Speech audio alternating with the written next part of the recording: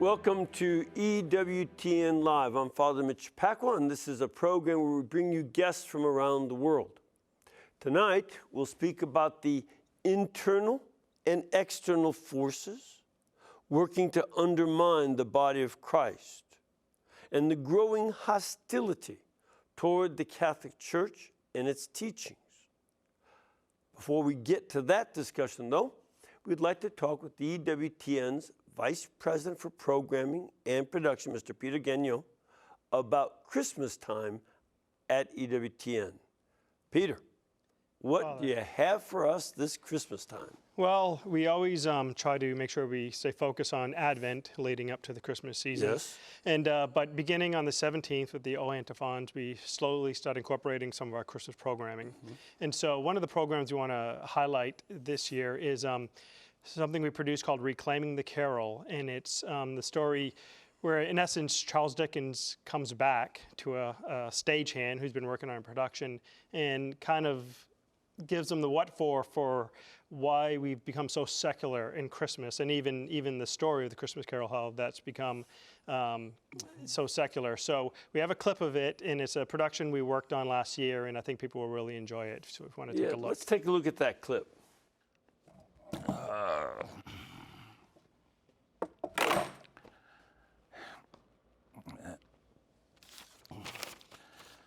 Christmas. Well, Mr. Dickens, back in your day, you were Mr. Christmas. I wonder what you'd think of Christmas today if you were around. Probably like old Scrooge. Bah, humbug.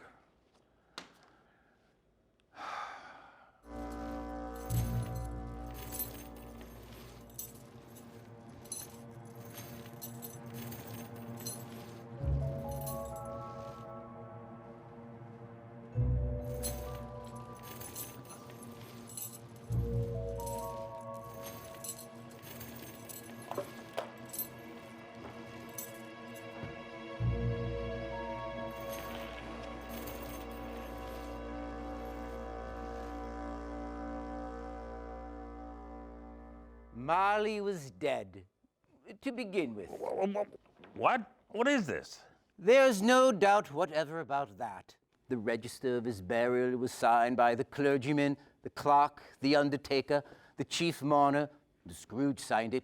Scrooge's name was good upon change for anything he chose to put his hand to. Who are you? What's going on? Yes, old Marley was as dead as a doornail. Buddy, joke's over. I thought I locked that door. If you needed to come back and get something or practice, you should have let somebody in the theater know instead of giving me a heart attack. Mind you, I don't know what is particularly dead about a doornail. I might be more inclined to regard a coffin nail as the deadest piece of ironmongery. What's going on? Who are you? Do I need to call the cops? Sir, I am Mr. Charles Dickens. Charles Dickens, right. Yes, Mr. Charles Dickens, and I stand here before you with a purpose. Oh, a purpose. Oh, well, what purpose? A ghost, like old Marley himself back from the grave, a spirit permitted to wander the earth, a repentant spirit, of course, as we all should be, but also an angry spirit, spirit of justice, inflamed to see what has happened to my Christmas Carol, to see what has happened to Christmas itself. So it's kind of a fun program. Yeah, it looks like it'll be fun. Yeah, so it debuts tomorrow night and will air throughout the Christmas week. Yeah. Another program we want to highlight is Father Leo Patalinghug, the Savoring Our Faith series that we have. We have a new episode. We aired one for Advent. He did one for Advent, and now we're going to have one for Christmas. And where he really celebrates not just Christmas Day, but the Christmas season. And throughout it, he'll do great recipes that you can find online, and just great insights as well. So people can share that with their families. It's a very popular show. And then finally, we want to highlight that we are going to be carrying all the liturgical events from particularly, so we have events from the Vatican, from Bethlehem, the Christmas Eve Mass. We have masses from Washington, D.C., and obviously here with our friars. And then we'll have musical specials and programming for children throughout the season. So people can really enter into the season with EWTN, and should go to EWTN.com/Christmas, and that gives information on the Christmas season, but also there's a link on there that says Christmas programming highlights. So people click there and find out what programmings air in your area. By the way, the guy that's in this special about the Christmas Carol, does he work in some of the governor's mansions? I don't think so. Okay. I don't think so. Just wondering. All right. Good. Yeah, with people not being able to get out as much. Absolutely. Things are getting closed down even more now. So we want to encourage folks to enjoy this season despite those difficulties. Thank you, Peter. We'll be back in just a couple of minutes with tonight's guest, so please stay with us.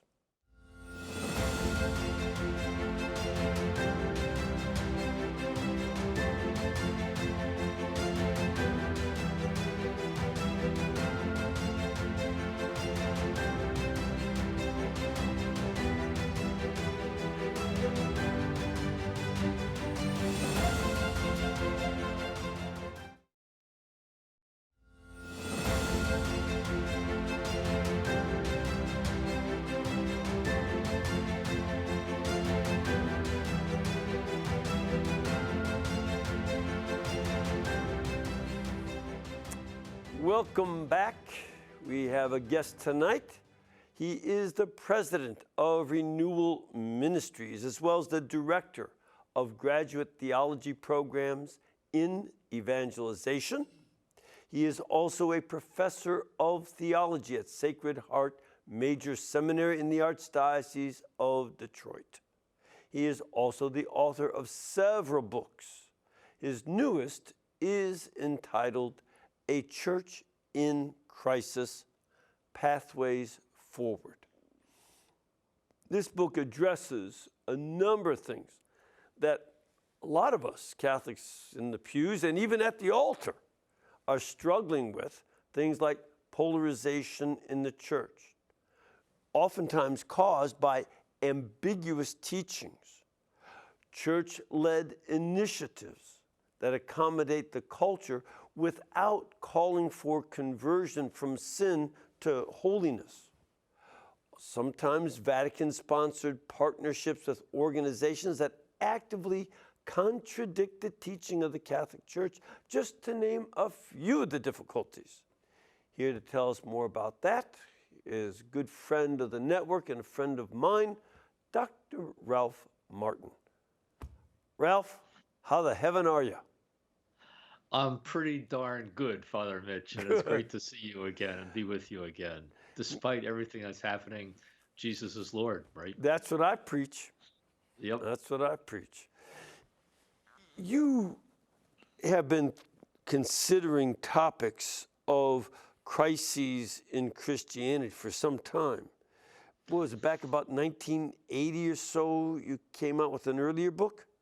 Yeah, it was called a Crisis of Truth, Right. The attack on faith, morality, and mission in the Catholic Church. And I still hear from people who said that really helped save their faith, that helped save their vocation as priests, that it gave them a way of understanding some of the horrible confusion that was going on there after Vatican II. And so a couple of years ago, people began to say, Ralph, I just reread your book, and I think some of those same problems are back again, and maybe you should consider republishing it. And I looked at it and I said, no, it's a different cultural situation. It'd have to be a whole new book. And I didn't think I'd have time to do it. But then COVID-19 came around, and silver lining for me anyway, I had to cancel all my travel. Didn't go to Brazil, didn't go to Peru, didn't go to Ireland, didn't go to Rome, plus lots of domestic travel. And I found myself with time actually to do it. Yes. And I think the Lord helped me quite a bit because I was able to do it in about 2 months. And I just felt like I was supposed to do it. I never really write books just to write books. I don't consider myself a writer. When I feel like the Lord wants me to communicate something, then I'll do something. So it's many years in between books, So this book came out now, and it seems like it's making quite a impact. Yeah. I agree with you on writing of books. I've written probably a few more books than you, but it's because these are questions that come up We want Right. to respond to the issues and help people to understand things, not just in a cursory way by talking about it here or there, but giving them something to consider. That's the advantage of a book. You can even use it and pray over it. And one of the nice things about your book is that you include in it lots of scripture so that someone who's going through it can not only get perspective. That's one of the things I like about what you do. You give perspective in that's well thought out on a lot of the problems we have, but you also give a scriptural reflection that people can use to then say, what is the Lord asking of me? This relates to the past, but it's also calling me to stop whining, or I'll give you something to whine about. No, that's my mom and dad, sorry. But just to stop whining and to take action.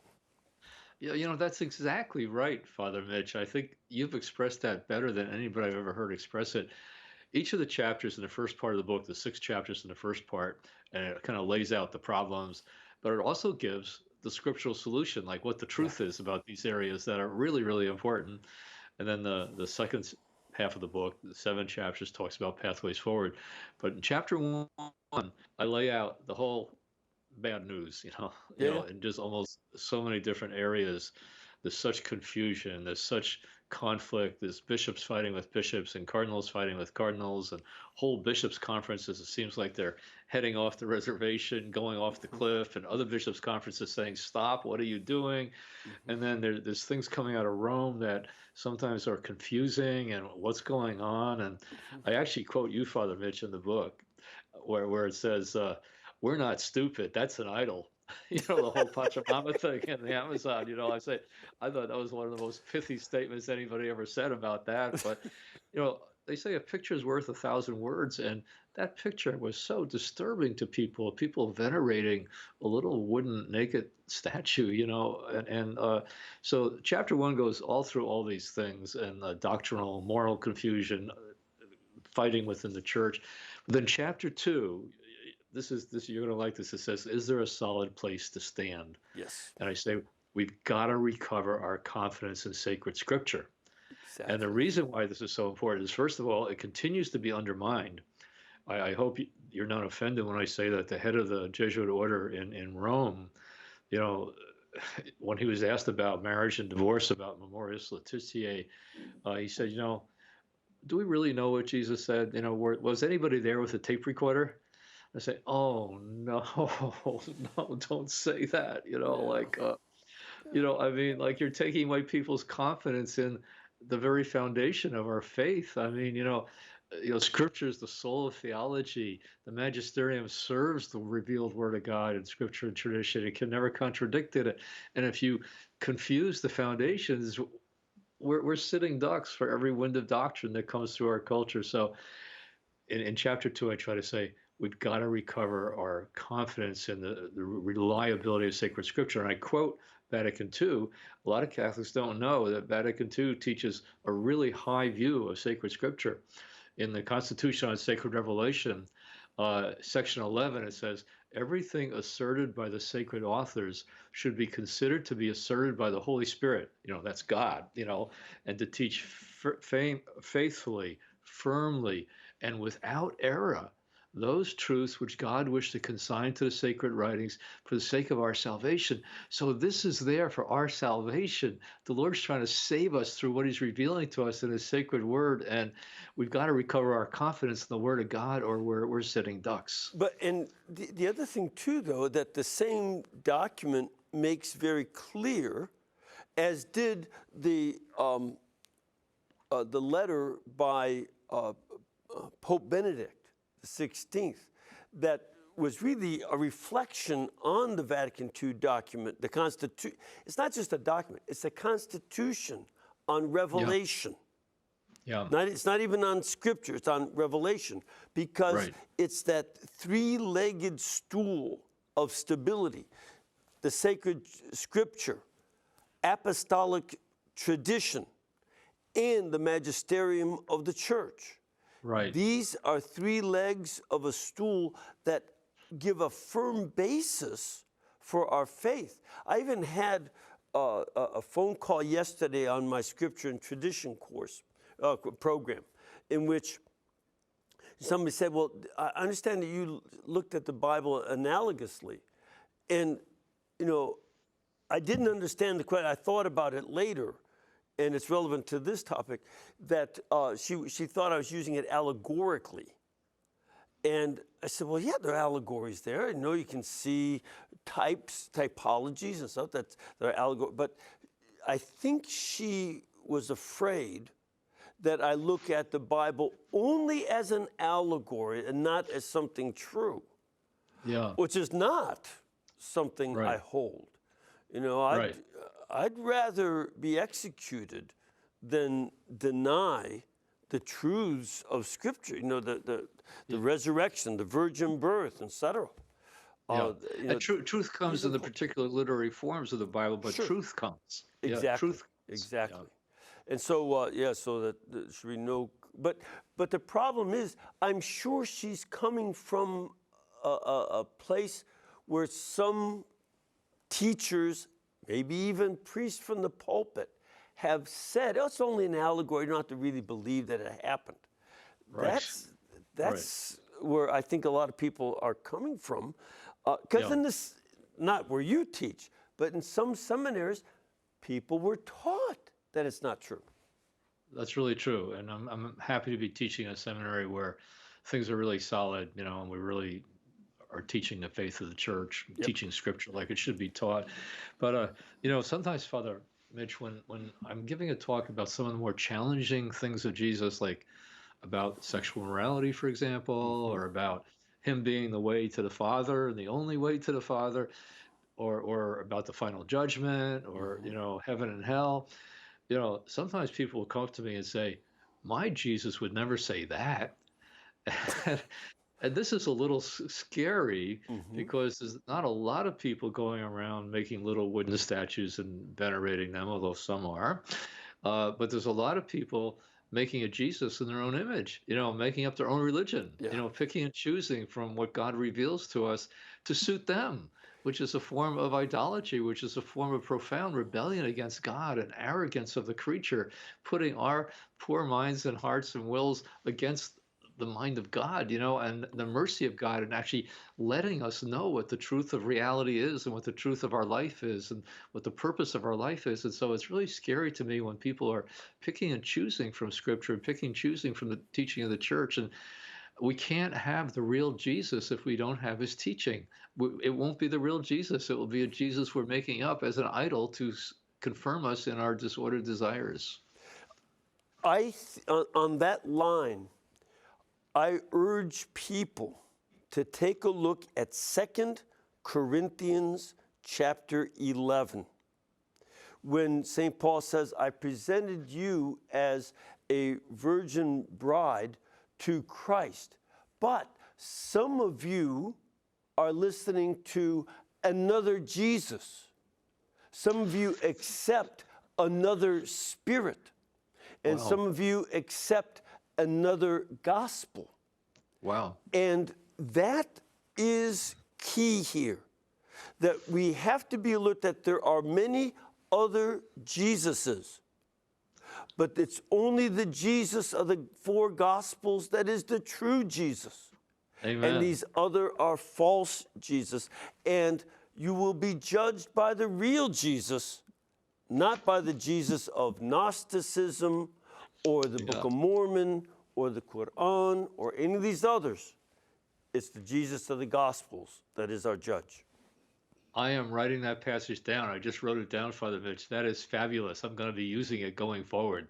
That's a fabulous text you just gave us there. Yeah, that's a very important text because we see the reality of many different Jesuses, but there's only one who's the Word of God made flesh. Yeah, and then Paul says, I think in another place, and you probably know where it is, where he says, even if an angel comes and give you another gospel, don't believe him. Even That's if I come with a Galatians. different gospel, don't believe me. Galatians Where's 1 that? verses, I think, 3 or 4. Okay. Yeah, I mean, Preach Paul that knew, gospel. from the very beginning of the church, the Lord permitted false teachers, false prophets. He permitted confusion about doctrine, And there's a professor at our seminary, Dr. Peter Williamson, who I think it's 1 Corinthians 11. He says, there must be division amongst you so that the true doctrine will stand forth. That there's almost like, and this is one of the things I try to say in the book. Yeah, we got really big problems in the church. We got really big problems coming from the culture. There's powerful forces on a global scale that are trying to suffocate or co-opt the church and turn the church into a chaplain for a global reset, to bless the global reset, to bless a very secular, totalitarian, elitist kind of domination of the world. And the Lord's permitting that, but he's got a plan to bring good out of it. He's got a plan to bring good out of it. Maybe he wants wickedness to be ripened and manifest itself so it can be judged, or maybe he wants confusion to reign so people are going to have to make a choice who they're going to believe, and then maybe turn more fervently to the real Jesus and the real church, and really find the safety and security and peace there that is only there. So I'm not discouraged about what's happening. I'm troubled by what's happening, but I'm not discouraged because I think that we all know that nothing happens without the providence of God. He's permitting evil and wickedness to win in a certain way, but he's got judgment in mind, and judgment is coming. And he's also got a purification of the church coming, and that purification is coming. I sense even on the local level that people who are continuing to come to Mass are coming with greater intentionality. Like they know that they need Jesus more than ever. They need the true church more than ever. So I'm sensing kind of like a heightening of intentional commitment and intentional fervor that wasn't there before, because before of all these terrible things that are starting to happen. Sometimes, when you mention that the Lord allows the evil to go its own way, the way sometimes you have to allow an infection to develop, like, I don't know about you, but it, I already started getting cataracts. They have to let it finish growing before they can remove it. They can't take it when it's too soon, right? Yep. Well, you may not know yet, but this happens. And I think about the more relevant passage is in Mark chapter 5, when the man with the legion of demons tries to get Jesus to stop the exorcism, and then the demons beg to go into the pigs, and he gives them leave, and then they destroy the pigs. And what we saw in the last century is that National Socialist Workers' Party, the Nazis, and the Communist Party were allowed to let their evil go its full course, and then they self-destructed. They destroyed themselves, many others too. We have to be alert, not to allow ourselves to be moving with the evil, but resisting it, and knowing that just as surely as the demons destroyed the host pigs, they will destroy themselves. And this is inevitable. This is great. I feel like this dialogue is really really helping me kind of like see more deeply even to what I'm already talking about in the book. And I have a chapter in the book in part 2. It's called Powers, Principalities, and Organizations, where this is not just a political issue or a technological issue or global government's issue. This is a spiritual issue. I mean, there really are powers and principalities that are increasingly gaining control. Increasingly gaining control. There's demonic forces behind what we see happening. I don't think things could be happening as rapidly as they're happening, as coordinatedly around the world as they're happening, without an intelligence that's more than human and a power that's more than human that's really behind this. And so they work, though, through people and through organizations. They actually use the examples of Nazism and communism as ways in which Satan really worked in a powerful way to destroy people. We know he's a liar and he's a murderer, and he deceives people through false promises and terribly unrealistic presuppositions in order to destroy us, in order to destroy the world. So yes, we have to put on the spiritual armor. And one of my greatest sadnesses, sometimes I'm in church on Sunday or some other day, and I feel like so many of our fellow Catholics don't have the spiritual armor on. They're not protected. They don't have the helmet of salvation. They don't have the breastplate of holiness. And most particularly, they don't have the shield of faith, which extinguishes the fiery darts of the evil one. And all day long, the devil is firing fiery darts at all of us. Temptations appealing to our flesh, peer pressure from the culture, demonic lies that are being inserted into our mind. And if we don't have the shield of faith, we're sitting ducks. We're going to go over to the enemy's side without even knowing it's the enemy, without even knowing that we switch sides, because there's people who are even now coming to church, not with the mind of Christ and the spirit of God, but with the mind of the world and the spirit of the age. And if we don't have the shield of faith to extinguish those fiery darts, to extinguish those lies, and I think there's two dimensions to the shield of faith. One is complete trust in who Jesus is. Exactly. And I think that divine mercy thing, Jesus, I trust in you, is so important. No matter how confusing things are, no matter how painful things are, no matter how disappointing things are, Jesus, I trust in you. But it's also, the shield of faith is also the actual revelation of Jesus, the actual words he speaks, the actual truths he tells us, the actual warnings he's given us. And if we don't know the word of God, we're not going to be able to counter the counterfeit lies of the devil, just like Jesus did in the temptation in the desert. He said, God's word says. And we need to know God's word, so we have, like you said, the real Jesus, and we have a truth that can actually overcome Satan. So I'm so concerned, Father Mitch, that people don't understand the fiercely raging spiritual war that's trying to gain control of the world, trying to silence the church. And so many of our leaders, so many bishops and priests are intimidated. They're triangulating. They're trying to work out political solutions. They're trying to find new programs that could kind of reverse the decline. And that's why in part two, I say, what we got to do is we got to stop pretending that everything's okay. We've got to stop the false official optimism that we have a vibrant, thriving church. Some places we do, but many places we don't. And every year, those Pew surveys and Gallup surveys show that Catholics are more and more taking on the mind of the world and the spirit of the age, and not even believing what Catholics have to believe because it's true, And so we're seeing something, and this isn't just statistics, this is souls. I mean, people are being lost, people are being carried off into captivity. And that's one of the punishments we read about in the Old Testament. Your sons and daughters are going to be carried off. The sons and daughters of the church are being carried off by the world, because I think sometimes we're not getting a clear sound from the trumpet. Paul said, if the trumpet doesn't give a clear sound, who's going to rally for battle? And right now, our shepherds seem, in many cases, intimidated, scared, not knowing what to say, kind of being quiet, hoping for the best. In the meantime, the people are being carried off. Yep. I think it's a combination of some of the leaders inside the church are intimidated.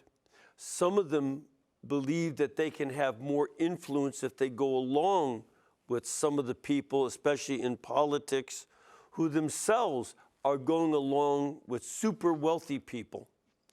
And that's what they're, unwittingly, I think they're supporting the super multi-billionaires around us. And, and then you have folks who, in their anger and frustration, overreact. I mean, you discussed that. Now, some people say, well, that bishop and that pope and all these people are heretics, and we need an anti-pope. Or yes. Everybody. Yeah. Spread it out, as Mo used to say. And we have to deal with that. Now, I need to take a break right now. We want to come back and continue this discussion. Just want to let folks know that if you want more information on Ralph's work, you can go to renewalministries.net. renewalministries.net. And Ralph will be back in just a couple minutes, and we'll continue on with this discussion.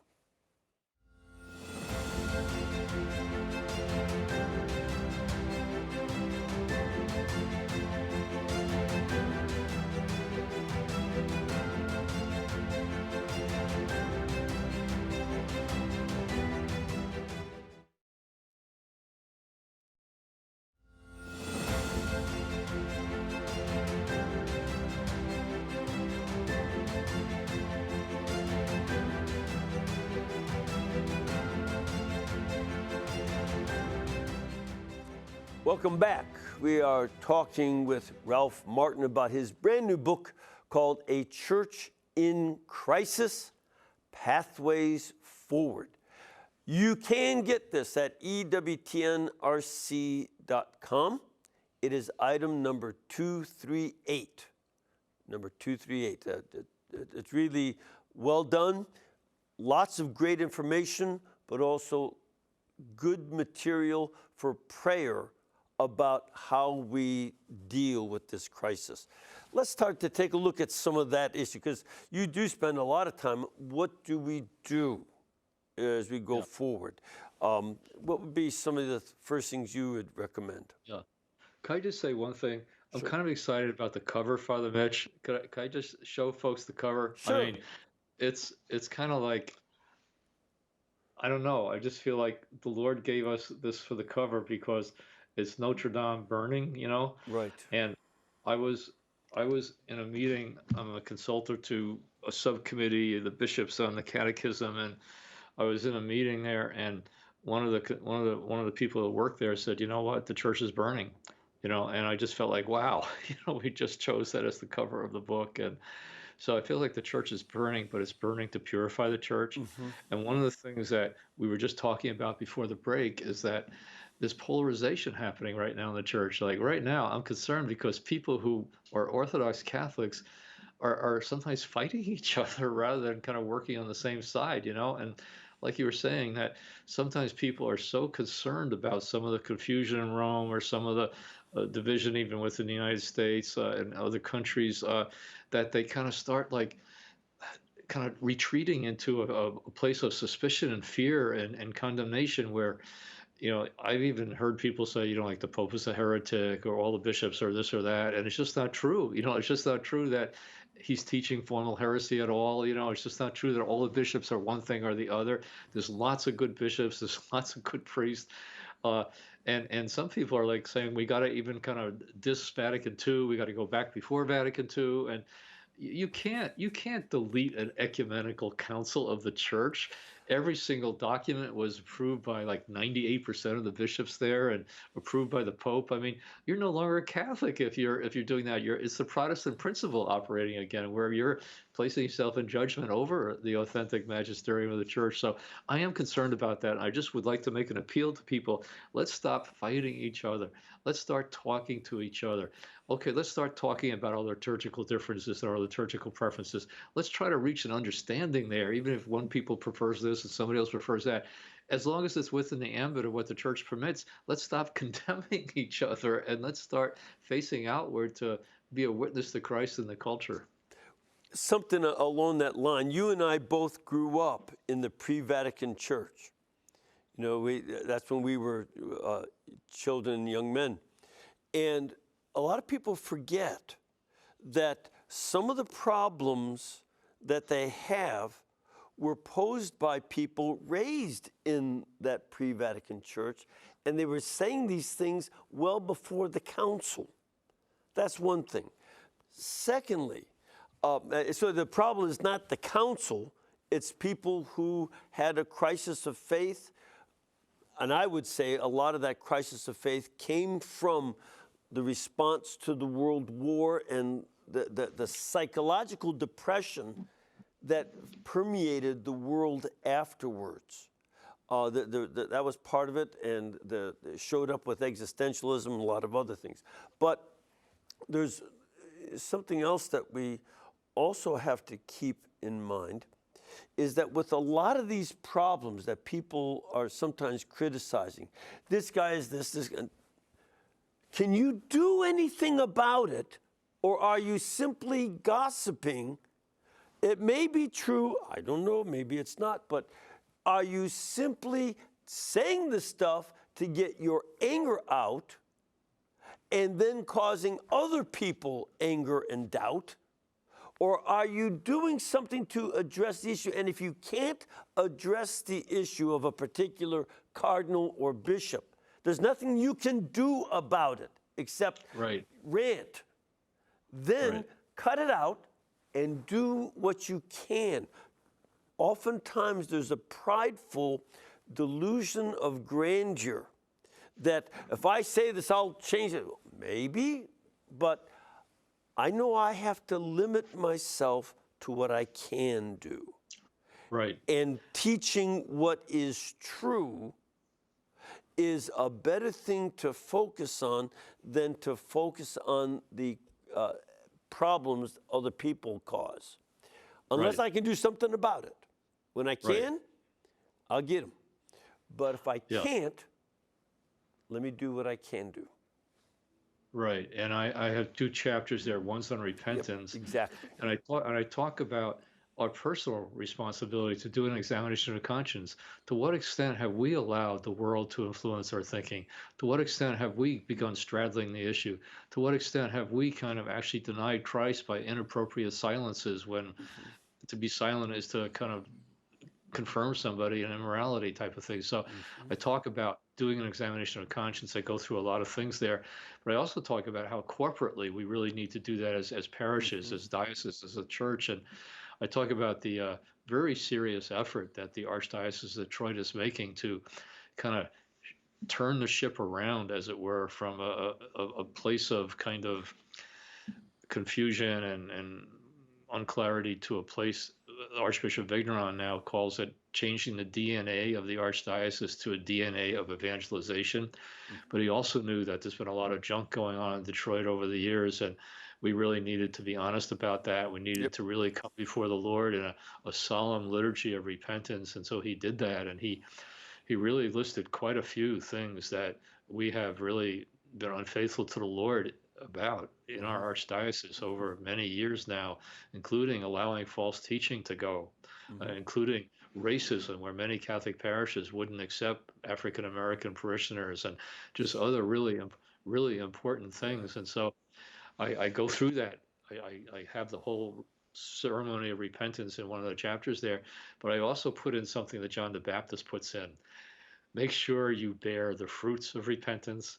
Make sure this is not just a one-time liturgical ceremony, but be their continuing examination of conscience to make sure we're not drifting back into the things we just repented from. Then I have another chapter called The Time for Action, where I talk about every layperson having a responsibility to take action in their sphere of responsibility, which is exactly what you were talking about, Father Mitch, in our families, making sure that we're guarding our families from false teaching, that we're leading them into good waters where the Word of God and the sacraments of the Church are available to them. But also, when we hear something in a parish from a sermon from a priest or a deacon that we feel like is drifting from the faith or confusing people, rather than just going on to the next parish and shaking the dust from our feet, go to the priest or the deacon and go respectfully and go humbly and say, Father or deacon, what you said last week sounded a little bit like you were like blurring the teaching of the church in this particular area. Did I hear you right? Because we may not have heard right. We may not, and certainly the priest may not have intended to give that impression. And he may be grateful that we told him that we think people got this impression. He say, well, thank you for telling me. I'll make sure. Do you think I should clarify that? And we say, yes, I think you should clarify that, Father. On the other hand, if the priest blows us off or the deacon blows us off and says, you know what? The church has got to move with the culture. The church has got to change with the times. We're moving in a different direction. The church is going to change its teaching on this. It's just a matter of time. Then we got a bigger problem. Yeah. Then we need to go to the bishop. Now, I tell people in the book, look, the bishop's not going to be happy to hear from you. The bishop doesn't want to hear that anything's wrong in any of his parishes. He doesn't want to hear that anything's wrong in any of the preaching of his priest, because in a lot of dioceses, it's a tremendous shortage, and bishops say, I don't know what I'm going to do. In fact, I went to a bishop once and talked to him about a problem in a parish that I had contact with, and he said, I know, I've told that pastor to stop doing that, and I guess I'll just write him another letter. I said, Bishop, another letter isn't going to be effective. He said, well, look, here's my problem. You're either going to have a bad priest or no priest. What do you want? Well, I'd say I want a good priest, even if it means preaching in a stadium. I don't want anybody undermining the salvation of my fellow Catholics, you know. But a lot of bishops aren't ready to make that decision yet, and they're not willing to exercise the discipline that they need to make sure that their people are not being misled. One of your colleagues at the seminary in canon law had a very wide, he and I were colleagues at University of Dallas some years ago. He had a great line. He said, no man should accept becoming a bishop unless he's willing to be the only priest in his diocese. Wow. And his point on that is, if what you said, if the bishop has to rent a stadium at a local college or high school in order to be the only celebrant, but that the gospel of Jesus Christ is being preached authentically and not falsified, then he has to make that decision. It's not easy. No. And we've had a number of bishop saints, Peter Damian and Robert, not Bellarmine, the Bishop of Milan comes. Yeah. It skips my mind. This is he's one of those old timers things. But anyway, priests tried to assassinate them for Archbishop bringing Charles reform. Charles Borromeo. Charles yeah. Borromeo. Yeah, Not Robert. yeah. Charles Borromeo. St. Charles Borromeo. They shot him in the back while he was going up to celebrate a benediction. Now, in those days, at least they had good vestments, good quality stuff. It stopped the bullet because it was thick enough. Those old blunderbusses didn't have as much power as today's rifles. But, you know, he took a blunderbuss bullets in the back, you know, because the priest didn't want to reform. But he went on and did what he had to do. Finished benediction, too. Yeah, that's great. Yeah. No, and we need to pray for our bishops and priests, don't we, Father Mitch? Honestly, we really do. They're under such tremendous pressure. We can hardly imagine the pressure they're under, the competing interests that are pressing on them, the big consequences for the decisions they're going to make. And we just really need to pray for our bishops and priests, ask God to have mercy on them, to strengthen them, to encourage them. I actually hope this book will do that. I actually got a letter from a priest just a little while ago saying, your book has helped me so much. I couldn't name what was going on. I just felt unsettled. I just felt uneasy. I couldn't explain what was bothering me. All these things happening, ambiguity and confusion. And your book really let me name them. And I feel free now. And I feel clear now. And what you gave me in terms of scripture and the truth about these issues has empowered me so much. And I've already given 3 sermons on the evil fog of universalism that undermines our commitment to holiness and undermines our commitment to evangelization, undermines vocations. And so I just felt like, yes, that's why I wrote the book. I want people to be delivered from fear, confusion, anxiety, given confidence in Jesus Christ, and be able to go forth with confidence in the Word of God. And my favorite chapter of the book is the last chapter, which talks about the inexhaustible riches of Christ. You know, people say, Ralph, are you discouraged? You know, you probably know more about what's wrong going on than a lot of people. I say, no, I'm not discouraged at all. I'm actually excited because I know the hand of the Lord is over this. I know the Lord's got a plan here, and I know that Jesus Christ is Lord. Jesus Christ is the same. Nothing has changed. He's the same today. He's the same yesterday. He's the same forever. And we can put the whole weight of our life in trusting him and believing that he's going to bring good out of this apparent mess. Yeah. This is some of the elements that we have to keep in mind.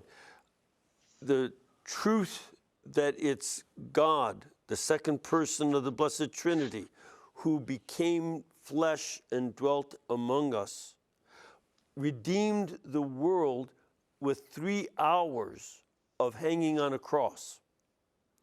And Archbishop Sheen said, a wonderful perspective. Jesus spent 30 years obeying, 3 years teaching, and 3 hours redeeming. He could Yeah. bring so much good out of that. Yeah. And because it's infinite God who's active, we cannot forget the reality of our faith and the one in whom we have this faith, that it's Amen. the infinite God through whom the universe came into being. And without him, nothing was made. So if he can do all this great stuff, I'm good with going forward. Yeah, amen. Absolutely. And there's a chapter in the book which talks about a time of judgment, a time of prophetic warning. And it's amazing how Archbishop Sheen is being rediscovered today. Yes. Like I rediscovered in doing research for the book these addresses he gave years ago about the Antichrist, and it's absolutely breathtaking Yes. how applicable it is to today. I included in that chapter on the coming judgment and prophetic warnings, and his insight into how Satan is going to try to kind of create a false religion and a false Jesus, and just what we've been talking about. I mean, it's uncanny. I mean, his profound spiritual insight into how the enemy is going to work to try to subjugate the church and lead so many souls astray. And it's the Lord's blessed us with his insight. The Lord's blessed us with Archbishop Sheen. The Lord's blessed us with other prophetic voices that I talk about in the chapter, including Father Michael Scanlon, who's been a friend of the network and his prophetic word, so. A friend of both of us, too. Yes. I also would urge people to help get an imaginative sense. You lay out the facts really well. For an imaginative sense, I would recommend a novel by C.S. Lewis called That Hideous Strength. Yes. It's the third part of his outer space trilogy, but this one occurs on Earth. And he really portrays well the kind of situation where niceness is used to camouflage deep-set wickedness. Yeah. And that we can't let niceness get in the way of truth because it's camouflage for what's evil. I'm amazed that you mentioned that because I thought of that hideous strength when I'm seeing some of the developments that are happening in our world today. I read Archbishop Sheen's thing, and I read it years ago, but my wife and I listened to it on an audiobook just a few months ago, and it is amazingly how relevant it is to today. I can't remember whether I mentioned it in the book or not, but absolutely that hideous strength, and technology and the the advanced people, the people who know best where the world should go and how to run the world, and the corruption of politics and the corruption of, industry, and just like, and the seduction of people, the pressure on people. Hey, do you want to be one of the deplorables, clinging to your guns and religion, or do you want to kind of be part of the brave new world that we're creating here? See, that's one of the other things all of us have to keep in mind, that the forces of secularism are extremely elitist. Yes. And they very much look down on anybody who disagrees with them. They denigrate, they mock, they hate, and they try to push people into the camp of being Nazis and all sorts of other things. It's just these extremes, and we have to be very clear. I don't let the multi-billionaire, elitist-led cultural speakers, people who are on the media, doing these kind of things. I don't let them sway me from Jesus Christ. They will not be the judge of my soul when I die. Right. They will not. They have to undergo their own judgment. And this is very important. And what's at stake, and this is one of the things I think you also bring out, what is at stake is whether you go to heaven or whether you go to hell.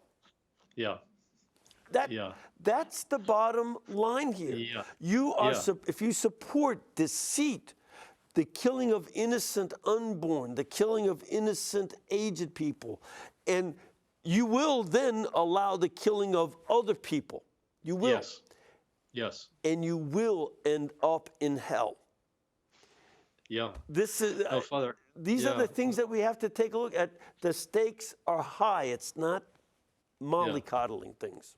This is the primary motivation of the book, The Salvation of Souls. Exactly. And what you said there, I agree with just 100%. You know, it's about the salvation of souls, and there's a tremendous battle going on right now for the salvation of souls. And Jesus said, "Don't be afraid, little flock. It's your Father's good pleasure to give you the kingdom. Don't be afraid even of those who can kill the body. Be afraid rather of the death of the soul, the body and soul in hell. And if your right hand causes you to sin, cut it off. If your right eye causes you to sin, pluck it out. Better to go into heaven missing an arm or a leg, and you'll be restored in the resurrection of the body, than to go down to hell with an intact body." So Jesus is saying, get your priorities straight. Get your priorities straight, and don't be afraid. You know, your Father in heaven knows what you need. He's going to give it to you. If you seek first the kingdom of God and seek his holiness, he's going to give you what you need to carry out the mission for which he created you. So we should have total confidence in the Lord, even like little children. Jesus says, unless you become like a little child, you will not enter the kingdom of God. Right over here on my desk over here, Father Mitch, I have a picture of St. Jacinta and St. Francisco. I am so inspired by their childlike but very mature and very deep and very holy response to the message from heaven. And we all need to do the same thing. We need to just trust the Lord like little children and not be afraid. He'll show us what to say when we need to be able to say it. Thank you. You know, I wish we could go on longer, but we are running fast out of time. So thank you very much for your book and for being with us. And may the Lord bless you and all of our audience, the Father, the Son, and the Holy Spirit. Amen. Again, you can find out more about Ralph by going to renewalministries.net. Get his book at EWTNRC.com.